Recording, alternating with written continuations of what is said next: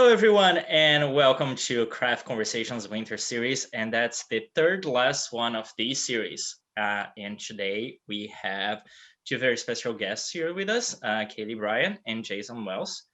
And just before we start, I'd like to read you the land acknowledgement for the province of Newfoundland and Labrador. We respectfully acknowledge the territory in which we gather as the ancestral homelands of the Beothuk, and the island of Newfoundland as the ancestral homelands of the Mi'kmaq and Beothuk. We would also like to recognize the Inuit of Nunatsiavut and Nunatukavut and the Innu of Nisinan and their ancestors as the original people of Labrador.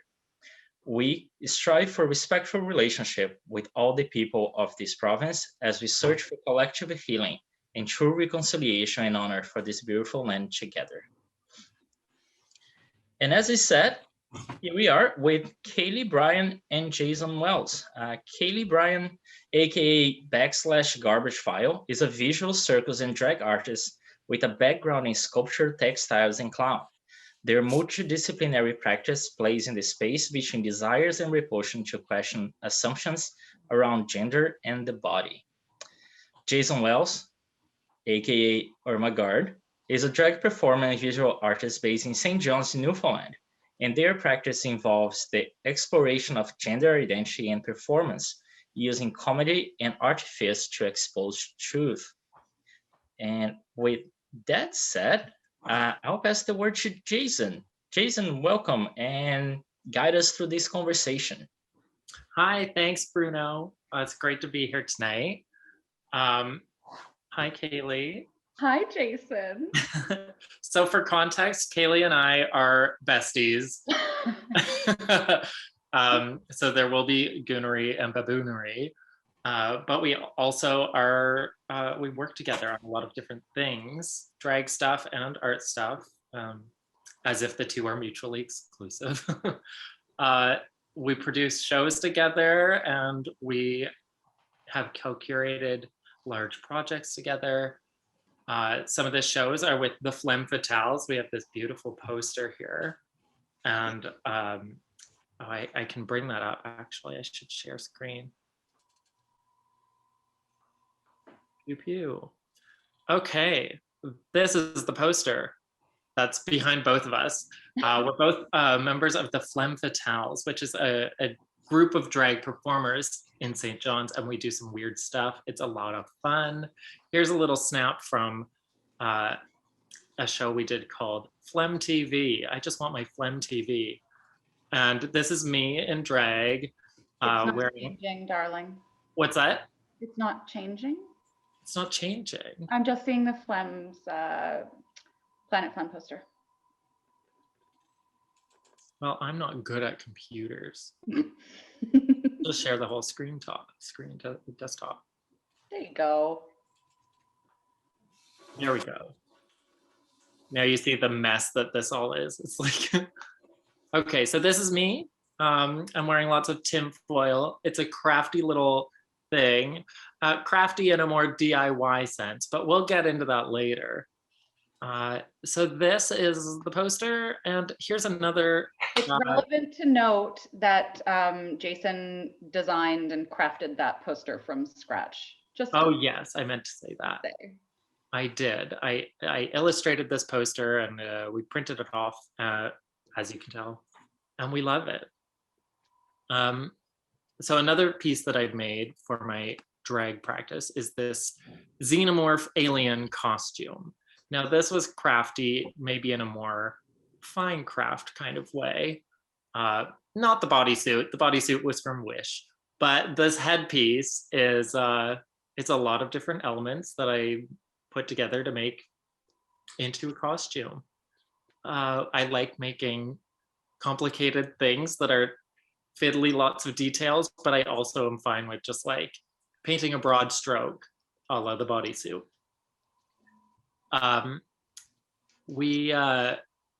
Well, I was a part of a show that Kailey and Bruno co-curated at the Craft Council Gallery.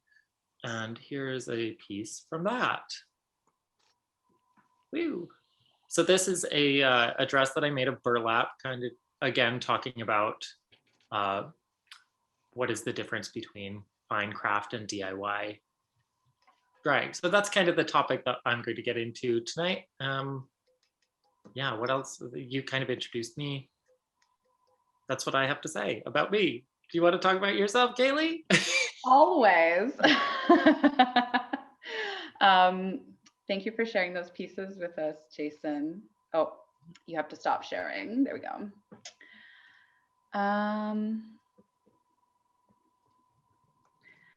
We shall get there, folks.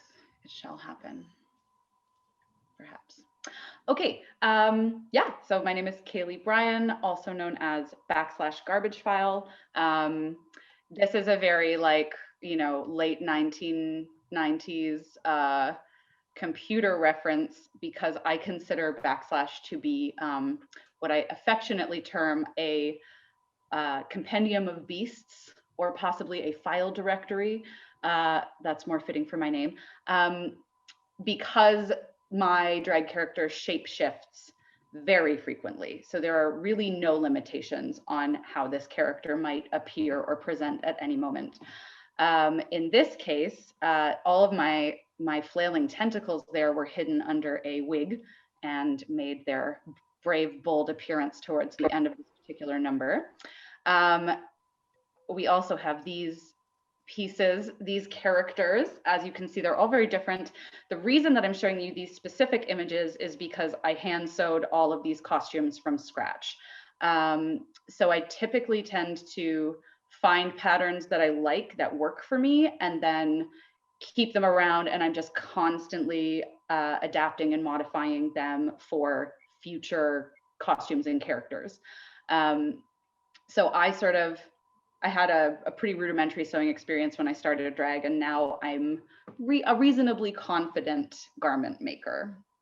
But I also come from a sculpture background, as Bruno mentioned. So most of my undergrad, I focused in sculpture, and specifically focused in mold making. So another signature part of my drag and art practice is modeling and casting. In drag, that's specifically useful for making prosthetics for my many strange characters I like to inhabit. So I have here in the center, you see like a plaster cast of my face. So I use that so that I can model clay directly on it and create custom prosthetics that will fit onto my face. On the left, I'm making scales for a mermaid sort of look, and I have some, I'll show you later. That was the original clay piece, and I have the mold here with a latex casting in it. I also got my introduction to like textile and craft practice when I was working at the Anna Templeton Center for Craft Art and Design as their program coordinator for about 4.5 years. And that is where I was very graciously and very generously taught by a good many people, one of whom, Jess, at least, is in this call. I can't see if any of the other folks who taught me to weave are here, but so this piece was done in residency at the Rooms. So that's 120 yards of fabric that I wove. It existed as this sort of like hanging nest with a projection on it. So for me, my kind of craft practice often ties in with either video work or performance in an interactive way. For example, on the left, this was just like a fun pop-up exhibition that we did where a video I had made called Rug Hooker, in which I'm rug hooking my pubic hair through a set of off-the-shelf pantyhose nylons.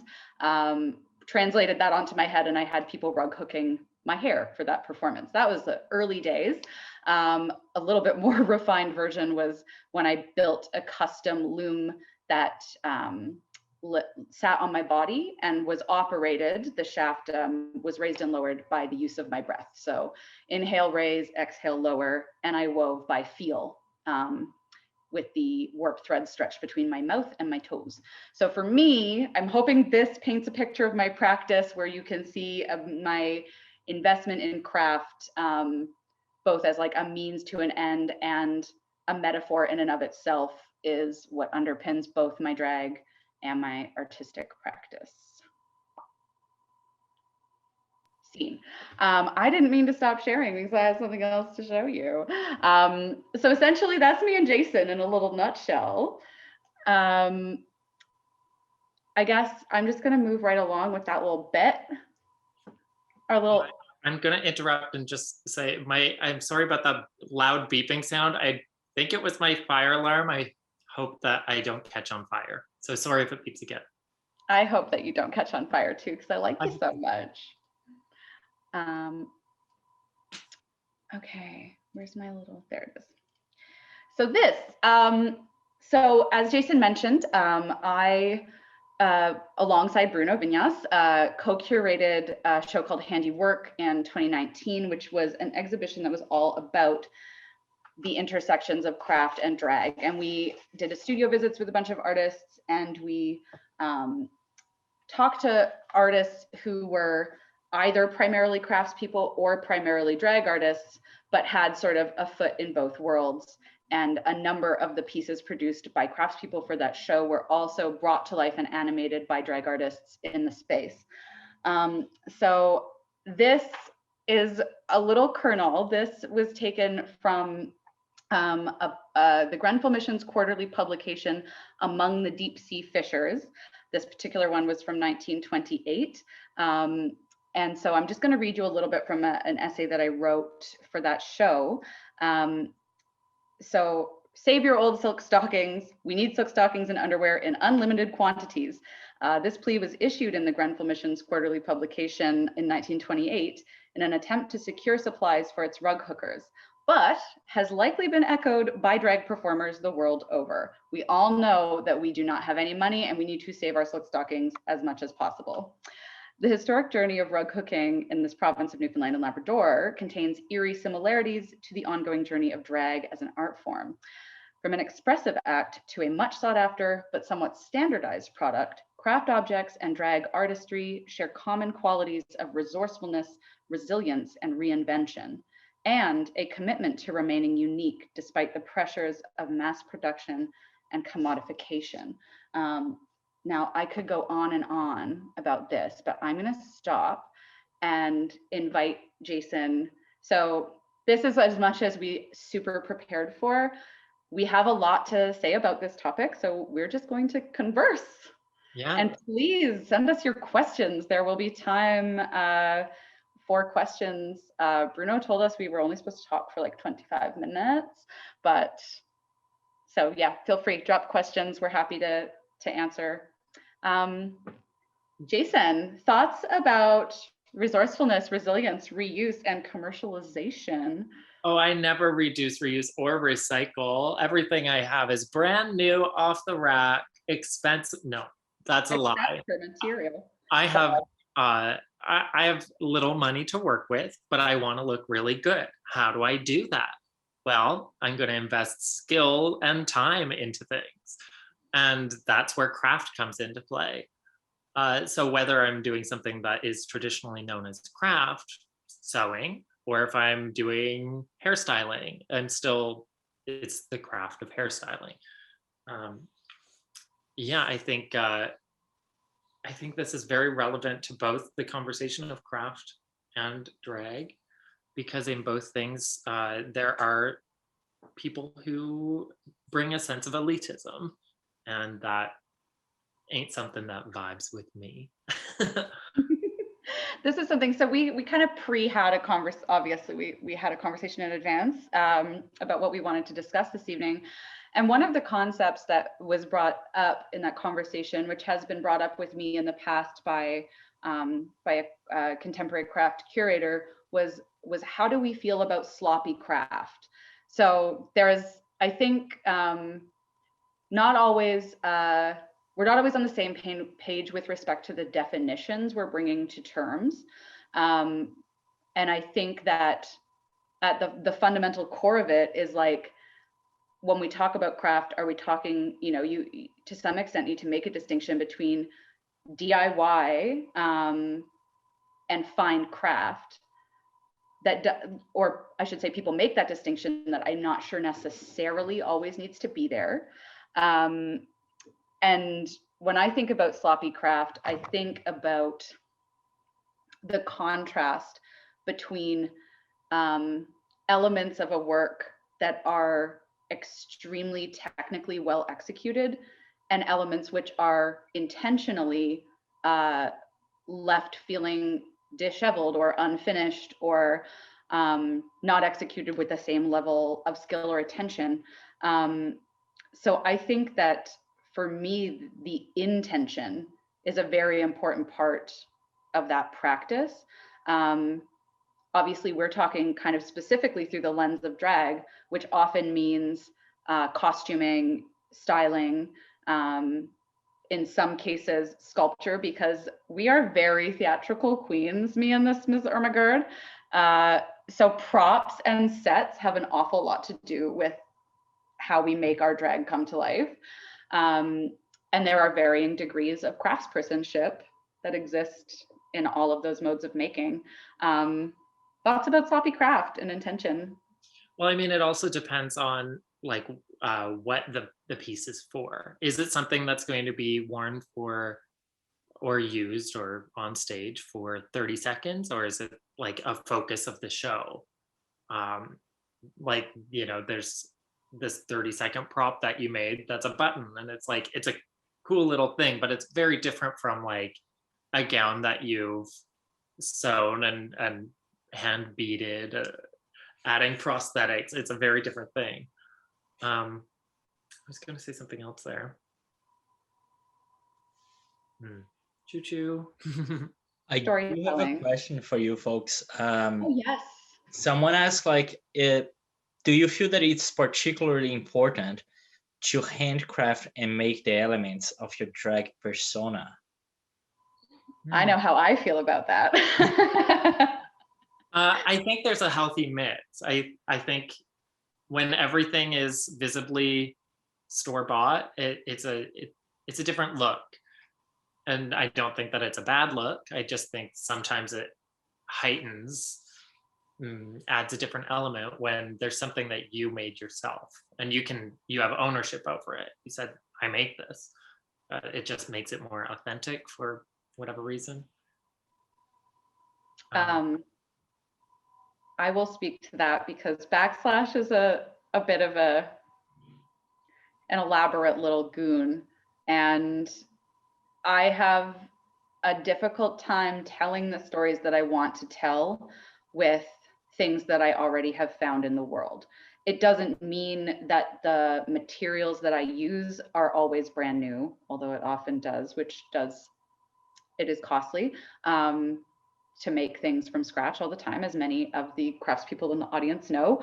But yeah, for me, most of the ways that I want to exist in my drag are not readily available and don't exist in the world. So for me, handcrafting is not only kind of emotionally fundamental, but like physically essential to me telling my story. And I think the more that people take in drag, the more shows that we see, the more performances, the clearer it is, like the types of storytelling that are available to you if you make your own work from scratch. Again, as Jason said, that doesn't mean every single element has to be handcrafted, but handcrafting those elements allows you to tell a much more intimate story and have more control over that story. And I think the storytelling piece is where I think about sloppy craft a lot, because it's about intention and it's about tension. So when I think about Irma's, she showed the images of oh God, my battery's running low. I'll finish my thought and then I'll run and get my charger. I'm so sorry. When she was talking about her like alien xenomorph look, and said, you know, I don't mind painting in broad strokes, like this bodysuit that was $13 on wish.com, but the headpiece and the gloves that were handcrafted to such an exquisite level and such a like compelling, convincing level, there's two things that happen. One, you can kind of give a pass to the parts that are phoned in a little bit, but also in many ways we use that tension intentionally to tell part of our story. And I think Irma has some thoughts on this, and I will be right back. I'm so sorry. Okay, bye. Thanks for the great Bye. conversation. Yeah, I mean, I think it's weird talking without them here now because they're not going to hear what I say. But I'll revisit when they come back. But I was going to, the train that left a few minutes ago, train of thought was that there's also, when we were talking about the intention of craft, people, no, how do I word that? No, I've talked myself back into a corner. I said nothing while you were gone. Irma, you were supposed to fill time. Well, it was weird when you weren't there because I couldn't carry on our conversation. I'm so sorry. I even checked the little battery bar before this began, and it told me I tried to fill space with something different, but I was going to talk about how earlier we were saying that there's the two types. There's professional, craft that you've made, you've worked hard on. There's DIY, which has intention, but it's not quite as nicely made. But then there's also a third one that we didn't bring in, which is like when something doesn't really have a craft intention behind it, but ends up being really good, even though it's bad. And that, I think, is camp. So that's the third element that we like to tie in to drag a lot. Yes. And camp is such a tricky thing to talk about because its definitions are so nebulous and not 100%, like there's not, I don't think, a universal definition of camp, although I do have a bit of literature here from Susan Sontag, notes on camp. Some people consider to be the definitive text on camp. But I think where camp comes in with relationship to like intention and craftspersonship is the utter belief in the thing that you are doing. And that's one of the moments where camp emerges most truly. So I'm thinking, Jason mentioned earlier, apologies also, I just flip between Jason and Irma constantly. Mentioned a show that we did last February called I Want My Phlegm TV. And Jason and one of our sisters, Ida Kumquat, made a giant television frame. And it was made out of old cardboard and tin foil, but the intention was so exquisitely executed that it sort of transcended its materials. And your investment, your labor and your time transformed it. But I think the fact that it was made from these recycled materials and the intention and the labor was so visible and so wonderful, it made it relatable. And I think in some cases, like if we loop back to the parallels between, sort of all these people reusing materials, making their hooked mats their own designs, and then Grenfell sort of sets up this cottage industry, and suddenly you have X number of mat designs, and everybody's hooking those, and those are being distributed. So economically, it was a useful venture, but it also made for standardization. So when I look at drag, whether it's executed with silk and satin and Swarovski, or whether it's made from cardboard and tinfoil, that level of care is, I think, what elevates it. But when it's made from accessible recycled materials, I, as a viewer, feel like I can see myself in this work now. I have a relationship to this work now. It no longer feels like unattainable to me. Mm-hmm. And I think in bringing your audience in that way with drag is a really useful tool. And I think it's a useful tool in craft as well. It's very interesting that you folks brought that up. Because in the craft world, we always hear the one of a kind. And that's like a standard thing that we always talking about, the one of a kind. So correct me if I'm wrong, but like what you're saying is that when you're doing it yourself and you're using all those artistry and craftsmanship to build your own costumes. Like you are creating one-of-a-kind pieces. Well, we're artists, but we're also entertainers, and we want to give people things that they've never seen before.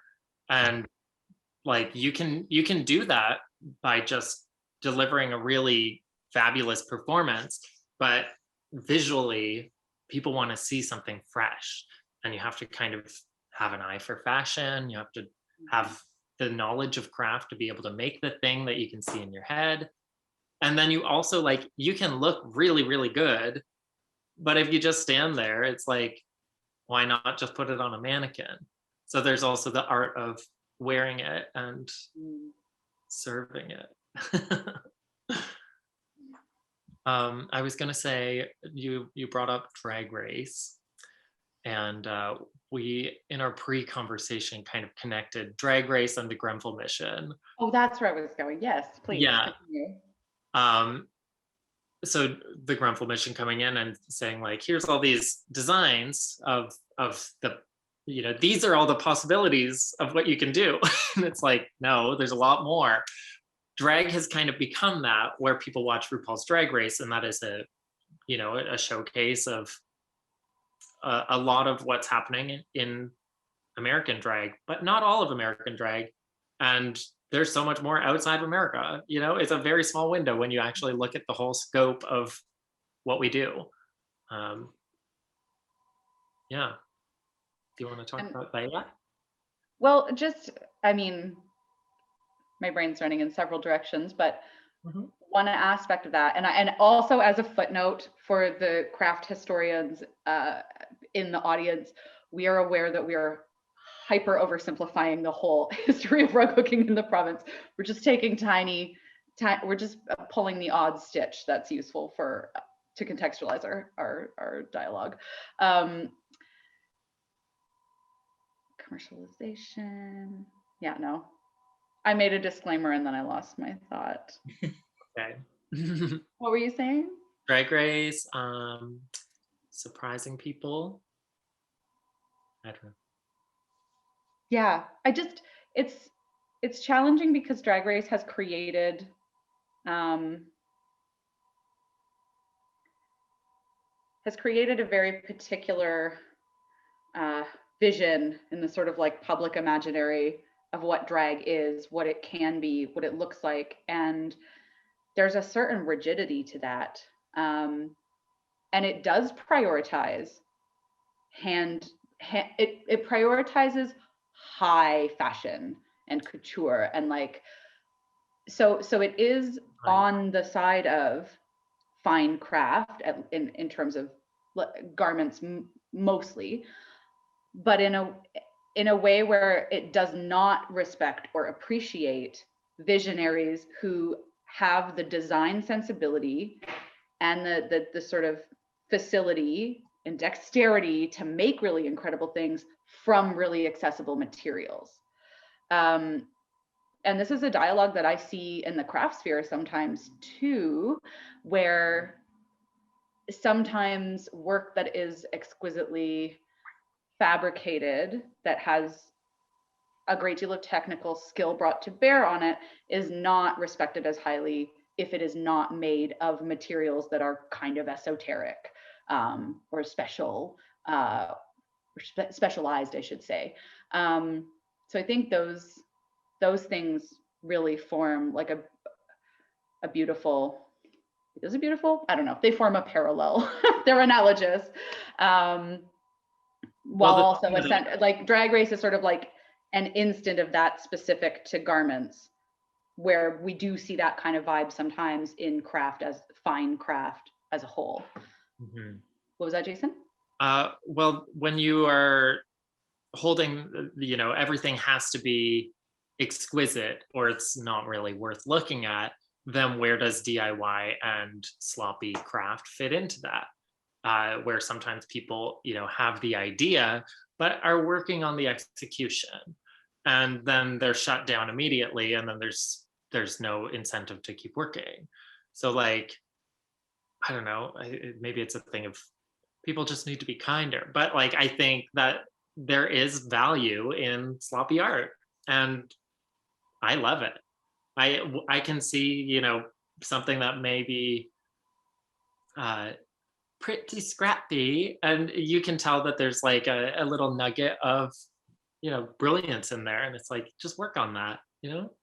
And that's how you get new people working in your field and getting new ideas circulating. So I think that sloppy craft sometimes holds better and newer ideas than the most polished stuff that's out there. So I think that's a question for Kailey and Jason as an artist and Kailey as a curator. What was the first thought when you decided to bring that intersection between craft and drag into a gallery space? May I begin? Yes. Yeah. So in addition to being my best friend, Jason is also my drag mother. But for a long time, I was firmly rooted in the world of like visual art and textile and craft-based art and performance art. And I had very little interest in drag. And it was through our friendship that I became interested in drag, and I became interested in it not because of watching performances, but because of watching Jason make the drag in their house. And I think my internal sensibilities as like a maker is what attracted me to this whole experience. And then when I saw it live, when I saw the things that Jason had been fabricating brought to life in the context of a performance with all this character and storyline, I was then blown away. But I had not previously been that interested in drag when I wasn't seeing the DIY, the craft aspect of it. So that was the first little like inklings. And then I started doing drag, and I started like making my own stuff from scratch and bringing in my own sculpture work and my own textile background. And so that really informed for me from like a performer, from a really practical standpoint, like, oh, there's a lot of craft involved in drag.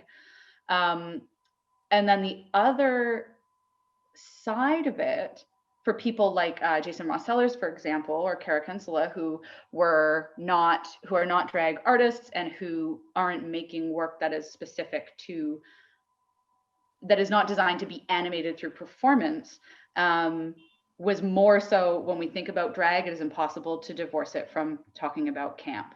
And I wanted to give an opportunity to these two like very flamboyant makers to think through their own artistic process in a way that felt like it had that camp drag sensibility. So I wouldn't say there was like one perfect through line underpinning the show. And I could talk a lot more about it, but I'm going to hush now and turn it over to Jason. Also, Jason was making these beautiful ceramic pieces. You had done a show in Corner Brook with these beautiful ceramic pieces, which were like simplified, very designy, very graphic, glazed ceramic works that were like simplified line work interpretations of drag faces. And I thought, oh, I like that. That's a lovely place where these two worlds are meeting.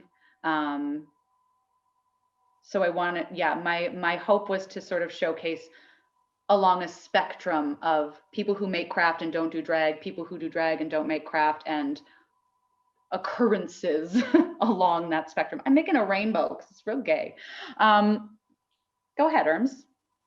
Well, responding to that question, Bruno, I did visual arts in school. I was focusing mostly on printmaking, and that's what the main focus of that show that you're talking about was my Irmography prints, where I would take my makeup off and run it through an intaglio press and document physically in an archival way my makeup. And that's recent in the last couple of years. But when I did printmaking in school. It was, vague art school stuff. I couldn't tell you what it was about now. And then I moved to Toronto and I thought, I'm going to go up there and become a famous artist. That didn't happen. I worked at a restaurant and minimum wage, you know how it is. And I kind of stopped being an artist for a little while and started doing drag accidentally, fell into it just because I got a job handing out poster flyers for club events and became friends with the people at the clubs, became a background dancer, worked my way up, and suddenly here I am like, oh, I guess I kind of did it as a joke and now I'm a drag queen. And still a joke. Still a joke. We can't get through a conversation without a little read here and there. Oh, we need it. So then I came back to Newfoundland and I was like, no, I don't really do art anymore. I just do drag. People are like, painting, sewing, dancing, there's a lot of things happening in there that you're saying I'm not an artist. Like, oh, yeah, I guess you're right. I guess my art practice has just shifted to be something that is less conventionally known as fine art.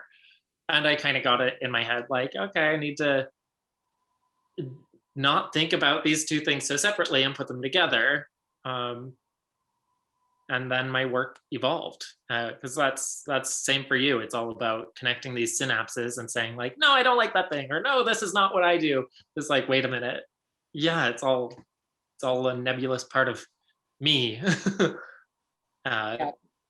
Yeah. So then I started making art that is less compartmentalized about myself.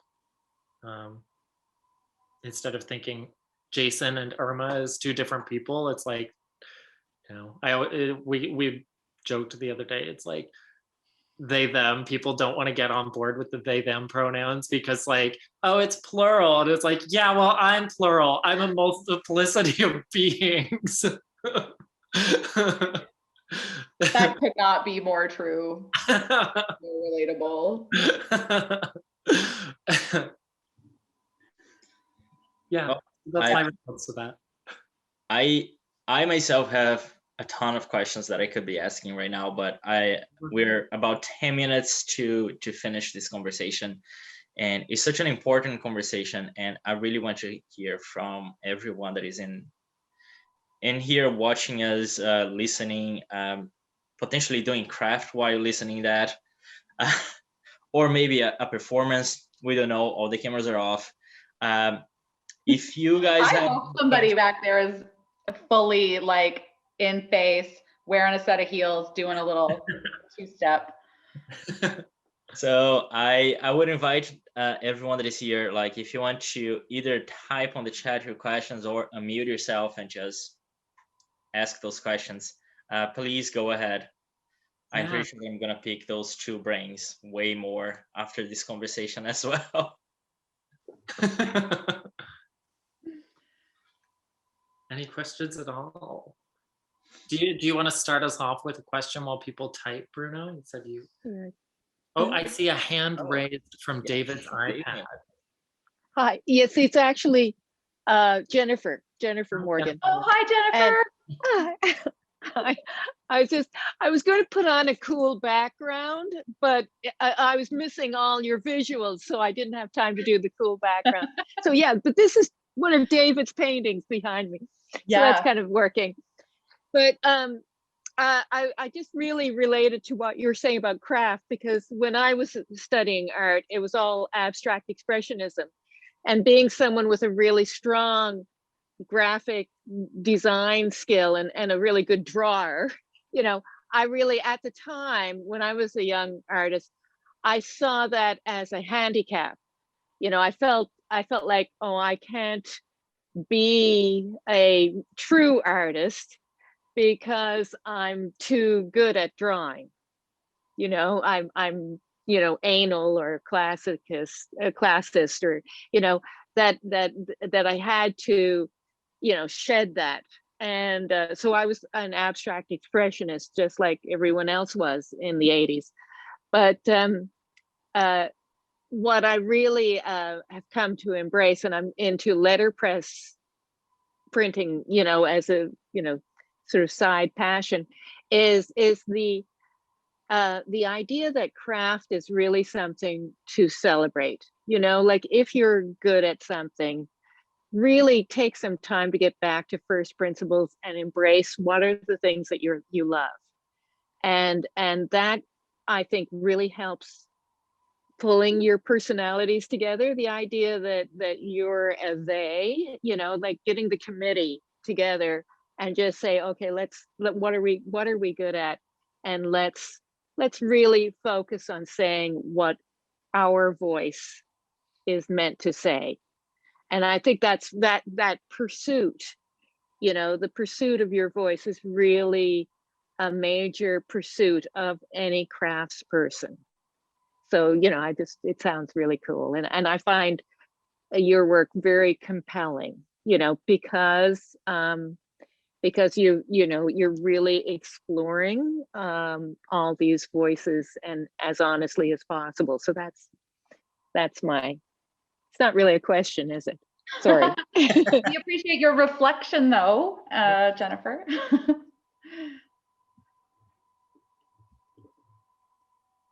Do I see any other questions coming? I know you guys have questions. This is, can we You keep, always wanted to ask, and now is keep gabbing while if there's no questions? Oh, I'm raising my hand. I can. Oh, hi. Oh, hello. I'm invisible, but I'm still here. Thank you for all of I guess I can turn my camera. Please, I want to see your lovely face. You totally called it. I'm repairing a toque right now. Brilliant. Yeah, thank you for all of this, both of you, all, and Bruno for hosting.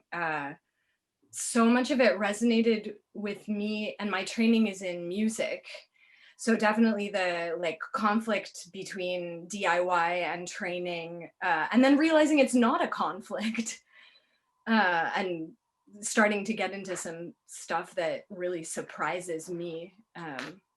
So I wanted to ask both of you, what's kind of the most surprising combination that has emerged for you? And did it work? Did it not work? What was interesting about it? Just what's some of the weirdest combinations that have happened for you? There's been a lot of weird stuff. Not only are you talking to two drag performers, but you're talking to two extremely strange drag performers, intentionally very weird. So a weird thing for me once was just the situation that I had found myself in, where I was lip syncing in full drag on the Metro bus at 7:30 in the morning. And I'm like, how did I get here? And also somebody is paying me to do this. So I can't tell you the 4,000 steps that it took to make that happen, but I was definitely in the moment this is a weird moment. Check. Do you have a weird moment you'd like to share? I do some pretty weird stuff. But I feel like I'm gonna bring it more back to what felt for me a pinnacle moment where my skill as a maker served me as a drag performer, but in a super weird way, which was, let's go back to, was it Phlegm TV? No, we did a show. So for context, the Femme Fatales don't do a drag show where it's here's so-and-so, and somebody gets up and performs a number, and then the next performer is introduced, and it goes on like this throughout the night. We produce full-scale DIY theatrical productions. So there are characters, there's dialogue, there's scenes, there's always a major storyline, and they're essentially musicals where all the music is numbers that people are doing. Yes. But there's always a much bigger thing going on. So for this, and we apologize, this was a show we did on January 3rd of 2020 called Error 404, where we were all hiding in bunkers because it was a post-apocalypse narrative. So we apologize for issuing in the apocalypse, everyone. We're really sorry about it. But in the context of this show, I had a character called Radiation Ronnie. And in the image Irma showed where she was in tinfoil, you could see Radiation Ronnie's sign. So it was Radiation Ronnie's Diner, home of the can cake. Try our special homemade sauce. And Radiation Ronnie has been affected by radiation poisoning and is covered in giant boils, which I sculpted out of clay and then made casts of with latex and painted so that they had all of that delicious coloration of the sores. And then I filled them with a substance I have yet to reveal, using syringes. And so obviously the popping of the boils was the show stopping moments. And because I was a server at Radiation Ronnie's Diner in my bunker, I was able to serve this special sauce to my guests at the diner. And it was spectacular. It was disgusting and extremely weird. But this character like looked like Peggy Bundy, and had, you know, a big, the pregnant belly was itself a boil. Spoiler alert. So I got to spoiler alert. But I really got to like, I used every element of my training as a sculptor to create this like character and this narrative arc. I think I spent 70 hours at least making prosthetics that week. It was wild. And then I had to test them and then like remake them because they weren't perfect and I'm a perfectionist. And then I got to use all of that. It changed the physicality of the character. So it allowed me to express, to build and then express this character in a way that probably would have been impossible otherwise. So it was extremely weird. It was super gross. Everybody loved it. Got lots of tips, which I needed to pay for all the liquid latex. So. And the time invested, or we won't. My time is worthless. Thank you for that question, Sarah. That was really a fun question. That was great. A great one. Yeah, thank you. You're stellar. Oh. Do we have any final question? I remember the whole bar was like, this is disgusting. I don't want to look at it, but I can't look away. Okay, we have like one. And I had to apply them at intermission at break because I was a different character in the first half of the show. We have a final comment that at least now we know whose fault it is for the pandemic. So sorry, pals. We did not know what we were doing. Well, if there is no final questions, I'd like to thank you, Kailey and Jason, very much for being here tonight with me. I'd like to thank everyone that came in and took the time to be part of this conversation. Please stay tuned. Like, we only have 2 episodes left of Craft Conversations. Next week will be Union Art House in Buena Vista, talking about growing a business in the rural area. So if you didn't sign up yet, sign up. It's free and it'll be the second last one. Thanks everyone and have a great night, and I'll talk to you guys soon. Thank you all for coming. Thank you. It's been great. You can find us on Instagram.